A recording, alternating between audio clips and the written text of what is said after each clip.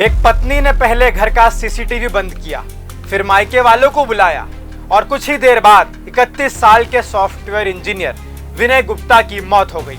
आखिर एक पत्नी ने अपने ही पति की हत्या का प्लान क्यों बनाया? दिल्ली के निहाल विहार की इस कहानी में अब कई ऐसे सवाल खड़े हो रहे हैं जिनका जवाब पुलिस तलाश रही है। नमस्कार, मैं हूं अक्षत मिश्रा और आप देख रहे हैं चौथा खंबा। कहानी शुरू होती है घर के एक छोटे से विवाद से। पुलिस के मुताबिक 21 अगस्त की सुबह विनय ने पत्नी से अपने 4 महीने के बेटे के शरीर पर हुए घावों पर दवा लगाने को कहा। इसी बात को लेकर दोनों के बीच बहस हुई। इसके बाद पत्नी रेखा घर से बाहर गई और अपने भाई राजू, वेद प्रकाश और भाभी पूनम को बुला लिया, लेकिन उससे पहले घर का सीसीटीवी कैमरा बंद कर दिया गया।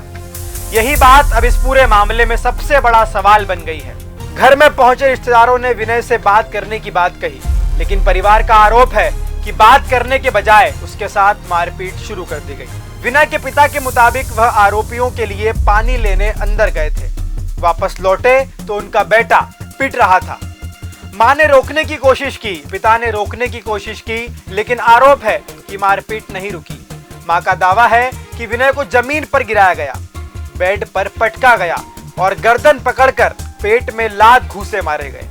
बेटे को बचाने के लिए मां पड़ोसियों को बुलाने गई, लेकिन जब तक वापस लौटी तब तक बहुत देर हो चुकी थी। गंभीर हालात में विनय को अस्पताल ले जाया गया, लेकिन रास्ते में ही उसकी मौत हो गई।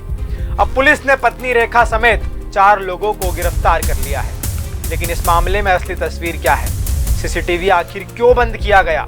विनय के घर वालों के आरोप कितने सही हैं? और एक मामूली विवाद आखिर मौत तक कैसे पहुंच गया? इन सवालों के जवाब अब पुलिस की जांच और सबूतों से सामने आएंगे।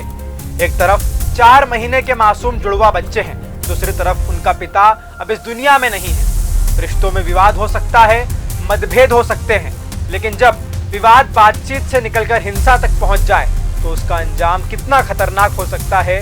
दिल्ली का यह मामला उसकी गंभीर तस्वीर सामने रखता है। फिलहाल 4 गिरफ्तारियां हो चुकी है, जांच जारी है और विनय की मौत के पीछे की पूरी सच्चाई सामने आना अभी बाकी है। इस पर आपकी क्या राय है? कमेंट बॉक्स में जरूर बताइए और लगातार जानकारी के लिए देखते रहें चौथा खंबा।